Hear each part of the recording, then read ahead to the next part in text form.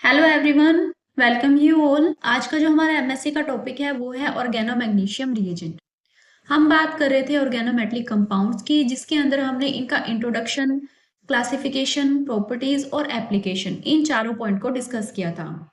इसके बाद में हमें बात करनी थी ग्रुप नंबर 1, ग्रुप नंबर 2 और कुछ ट्रांजिशन मेटल से रिलेटेड इंपॉर्टेंट ऑर्गेनोमेटेलिक कंपाउंड्स की। तो इसी कंटेक्स्ट के अंदर आज की हमारी ये वीडियो है, जिसके अंदर हम डिस्कस करने वाले हैं मैग्नीशियम का ऑर्गेनोमेटेलिक कंपाउंड, या फिर आप बोल सकते हो ऑर्गेनोमैग्नीशियम रिएजेंट। तो जब ऑर्गेनोमैग्नीशियम रिएजेंट की बात आती है तो हमारे माइंड में आता है सबसे पहले ग्रिग्नार्ड रिएजेंट, जिसे हम रिप्रेजेंट करते हैं RMgX से। तो हमारा जो मेन इंपॉर्टेंट ऑर्गेनोमैग्नीशियम रिएजेंट है वो है ग्रिग्नार्ड रिएजेंट। तो आज के इस वीडियो के अंदर हम ग्रिग्नार्ड रिएजेंट के बारे में काफी कुछ डिस्कस करने वाले हैं। तो आज का जो हमारा एमएससी का टॉपिक है वो है ऑर्गेनोमैग्नीशियम रिएजेंट, जिसके अंदर हम बात करने वाले हैं इसके introduction, properties, preparation methods, chemical reactions और इसकी एप्लीकेशंस की। लेकिन ये सभी पॉइंट हम एक साथ डिस्कस ना करके पार्ट्स के अंदर डिस्कस करेंगे। तो आज की जो वीडियो है वो हमारा पार्ट 1 है, और इस पार्ट 1 के अंदर हम बात करने वाले हैं इंट्रोडक्शन और प्रॉपर्टीज की। आज के इस वीडियो लेक्चर के अंदर हम देखेंगे कि ऑर्गेनोमैग्नीशियम रिएजेंट क्या होते हैं और कौन कौन सी प्रॉपर्टीज शो करते हैं। तो चलिए शुरू करते हैं आज की हमारी वीडियो और जानते हैं ऑर्गेनोमैग्नीशियम कंपाउंड्स को। तो हमारा पहला पॉइंट है इंट्रोडक्शन एंड प्रॉपर्टीज। तो सबसे पहले हम देखते हैं ऑर्गेनोमैग्नीशियम कंपाउंड, जैसे कि ग्रिग्नार्ड रिएजेंट। इनका जो केमिकल फॉर्मूला होता है वो होता है RMgX। अब यहाँ पर ये जो R है ये क्या डिनोट करता है? ये डिनोट करता है एल्किल ग्रुप या फिर एरिल ग्रुप को। और यहाँ पर ये जो X है ये क्या डिनोट करता है? ये डिनोट करता है हैलोजन को। तो आपको यहाँ पर देखने को मिल रहा है कि जो ऑर्गेनोमैग्नीशियम कंपाउंड है, मोस्टली हम बात करते हैं ग्रिग्नार्ड रिएजेंट की, तो उसका केमिकल फॉर्मूला होता है RMgX। अब नेक्स्ट अगर हम बात करते हैं इनके एग्जाम्पल की, तो आपको दो टिपिकल एग्जाम्पल यहाँ पर देखने को मिलेंगे। एक है मेथिल मैग्नीशियम क्लोराइड और दूसरा है फेनिल मैग्नीशियम ब्रोमाइड। यहाँ पर मेथिल मैग्नीशियम का जो फॉर्मूला है वो है CH3MgCl, और फेनिल मैग्नीशियम ब्रोमाइड का जो फॉर्मूला है वो है C6H5MgBr। तो ये हमारे पास दो एग्जाम्पल हो जाते हैं ग्रिग्नार्ड रिएजेंट के। देन इसके बाद में हम बात करते हैं नेक्स्ट पॉइंट की। नेक्स्ट पॉइंट बोलता है कि ये सब क्लास होती है ऑर्गेनोमैग्नीशियम कंपाउंड्स की। इसका मतलब है ये जो ग्रिग्नार्ड रिएजेंट है ये क्या है? ये एक सब क्लास होती है ऑर्गेनोमैग्नीशियम कंपाउंड की, क्योंकि आपको अलग अलग ऑर्गेनोमैग्नीशियम कंपाउंड देखने को मिलते हैं, जिसके अंदर से ये जो ग्रिग्नार्ड रिएजेंट है ये एक सब क्लास होती है ऑर्गेनोमैग्नीशियम कंपाउंड्स की। देन हम बात करते हैं हमारे नेक्स्ट पॉइंट की। नेक्स्ट पॉइंट के अकॉर्डिंग ये जो ग्रिग्नार्ड कंपाउंड है ये पॉपुलर रिएजेंट है ऑर्गेनिक सिंथेसिस के अंदर, और ये क्या काम करते हैं? ये क्रिएट करते हैं नए कार्बन कार्बन बॉन्ड्स को। तो ये जो ग्रिग्नार्ड कंपाउंड्स है ये पॉपुलर रिएजेंट है ऑर्गेनिक सिंथेसिस के अंदर, जो कि यूज किए जाते हैं न्यू कार्बन कार्बन बॉन्ड को सिंथेसिस करने में। देन हम बात करते हैं हमारे नेक्स्ट पॉइंट की। अगले पॉइंट के अकॉर्डिंग जो प्योर ग्रिग्नार्ड रिएजेंट होता है वो एक्सट्रीमली रिएक्टिव होता है, इसलिए हमें क्या करना पड़ता है? उसे किसी सॉल्वेंट के अंदर रखना पड़ता है। देन हम बात करते हैं नेक्स्ट पॉइंट की। नेक्स्ट पॉइंट के अकॉर्डिंग ये जो ग्रिग्नार्ड रिएजेंट होता है ये एक एग्जांपल है अम्पोलंज रिएजेंट का। अब ये अम्पोलंज रिएजेंट क्या होते हैं? अम्पोलंज को आप ऐसे समझिए रिवर्सल ऑफ पोलैरिटी। आप जब भी मोस्टली कार्बन को देखोगे तो आपको वहां पर मोस्टली पॉजिटिव देखने को मिलेगा, यानी कि कार्बोकैटायन की फॉर्म में देखने को मिलता है। लेकिन ये जो ग्रिग्नार्ड रिएजेंट है इसके अंदर जो आपको कार्बन है वो कैसे देखने को मिलेगा? वो देखने को मिलेगा नेगेटिव फॉर्म में, यानी कि यहाँ पर आप देखोगे जो कार्बन है वो एक्ट कर रहा है एज ए कार्बन आयन। तो यहाँ पर हम देखते हैं कि जो कार्बन है इसकी पोलैरिटी रिवर्स हो चुकी है, इसलिए हम बोलते हैं कि ये जो ग्रिग्नार्ड रिएजेंट है ये एक एग्जांपल है अम्पोलंज रिएजेंट का। नेक्स्ट पॉइंट कहता है कि जो ग्रिग्नार्ड रिएजेंट है ये एक पोलर कंपाउंड होता है और ये सोर्स होता है न्यूक्लियोफिलिक कार्बन आयन का। अभी हमने देखा था कि जो ग्रिग्नार्ड रिएजेंट है उसे हम रिप्रेजेंट करते हैं RMgX से। अब यहाँ पर ये जो R है इसके ऊपर होता है नेगेटिव चार्ज और MgX के ऊपर होता है पॉजिटिव चार्ज।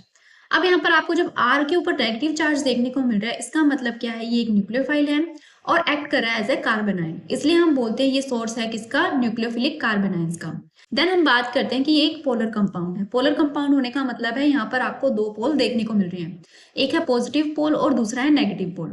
नेगेटिव पोल आपको कहाँ पर देखने को मिलेगा? ये होता है कार्बन के ऊपर, और कार्बन के ऊपर होने की वजह से क्या होता है? ये जो कार्बन है इसकी न्यूक्लियोफिलिसिटी की हम बात करते हैं। तो इसी से रिलेटेड बात आपको देखने को मिलेगी हमारे नेक्स्ट पॉइंट। नेक्स्ट पॉइंट के अकॉर्डिंग जो कार्बन मैग्नीशियम का बॉन्ड है ग्रिग्नार्ड रिएजेंट के अंदर वो पोलर होता है और कोवलेंट होता है, जिसके अंदर आपको carbon as a negative end देखने को मिलेगा। तो यहाँ पर आपको क्या देखने को मिल रहा है कि जो कार्बन और मैग्नीशियम का जो बॉन्ड है ग्रिग्नार्ड रिएजेंट के अंदर वो पोलर है।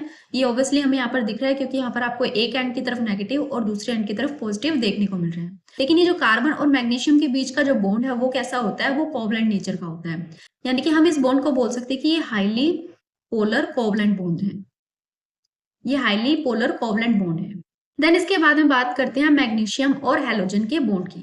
अब ये जो मैग्नीशियम और हैलोजन का बॉन्ड है ये कैसा होता है, ये आपको लार्जली आयनिक देखने को मिलेगा। इसका मतलब आपको ग्रिग्नार्ड रिएजेंट में दो तरह के बॉन्ड देखने को मिल रहे हैं।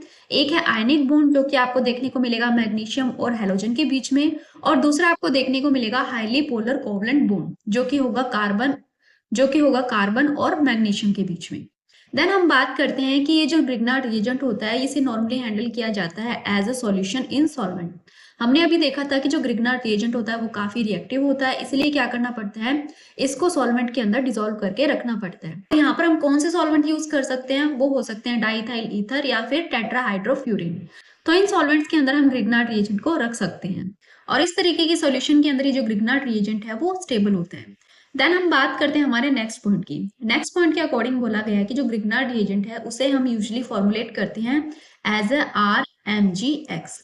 लेकिन रियलिटी के अंदर क्या होता है, ये काफी सारी जो स्पीसीज है, वैरायटी ऑफ स्पीसीज है, उसका मिक्सचर होता है। और ये जो वैरायटी ऑफ स्पीसीज है सॉल्यूशन के अंदर, ये किस पर डिपेंड करती है, तो इन स्पीसीज का जो रेशियो है वो डिपेंड करता है organic group, halogen, solvent, concentration और टेम्परेचर।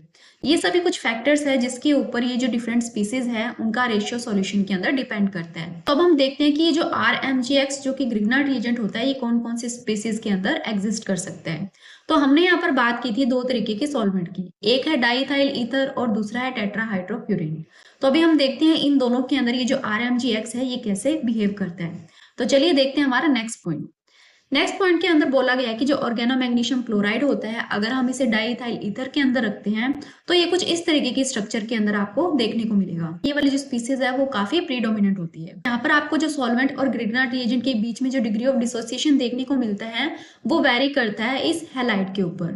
इसका मतलब है इस X की जगह हम क्या ले रहे हैं, यहाँ पर हम ब्रोमाइड ले रहे हैं या फिर आयोडाइड ले रहे हैं। इनके ऊपर डिपेंड करता है कि डिग्री ऑफ एसोसिएशन कैसा होगा। देन हम बात करते हैं हमारे नेक्स्ट सॉल्वेंट की। नेक्स्ट जो सॉल्वेंट था वो था हमारा टेट्राहाइड्रोफ्यूरिन, जिसे हमने शॉर्ट में लिखा है THF। अब यहाँ पर आपको देखने को मिलेगा कि जो सॉल्वेंट होता है उसका हाईली कोऑर्डिनेटिंग नेचर होता है। इसकी वजह से क्या होता है, ये ग्रिग्नार्ड एजेंट के साथ में कम एसोसिएशन दिखाता है और इसकी वजह से क्या होता है, जो टेट्राहाइड्रोफ्यूरिन होता है उसके अंदर ग्रिग्नार्ड एजेंट की जो मोनोमेरिक स्पीसीज है वो डोमिनेट होती है, ना कि ऐसी हैलोजन ब्रिज डाइमर स्पीसीज। यहाँ पर आपको देखने को मिलेगा जब हम ग्रिग्नार्ड एजेंट को टेट्राहाइड्रोफ्यूरिन के अंदर रखते हैं तो वो कुछ इस तरीके की स्पीसीज की कंसंट्रेशन शो करता है, जिसके अंदर है R2Mg प्लस MgX2 और साथ में है 2RMgX। तो ये क्या होती है, ये इक्विलिब्रियम के अंदर प्रेजेंट होती है और ये जो इक्विलिब्रियम है इसका एक स्पेशल नाम होता है जिसे हम बोलते हैं श्लैंक इक्विलिब्रियम। तो इस इक्विलिब्रियम को हम क्या बोल रहे हैं, इसे हम बोलते हैं श्लैंक इक्विलिब्रियम। तो ये था आज का हमारा वीडियो लेक्चर जहां पर हमने ग्रिग्नार्ड रिएजेंट का इंट्रोडक्शन और इसकी प्रॉपर्टीज को डिस्कस किया। इसके बाद में हमारे नेक्स्ट वीडियो के अंदर हम बात करने वाले हैं इसके प्रिपरेशन मेथड्स की। तो आज के इस वीडियो के लिए इतना ही। आई होप आपको वीडियो पसंद आया होगा। अगर आपको वीडियो अच्छा लगा तो चैनल को सब्सक्राइब करें, इसी के साथ में वीडियो को ज्यादा से ज्यादा शेयर करें और लाइक करें। Thank you.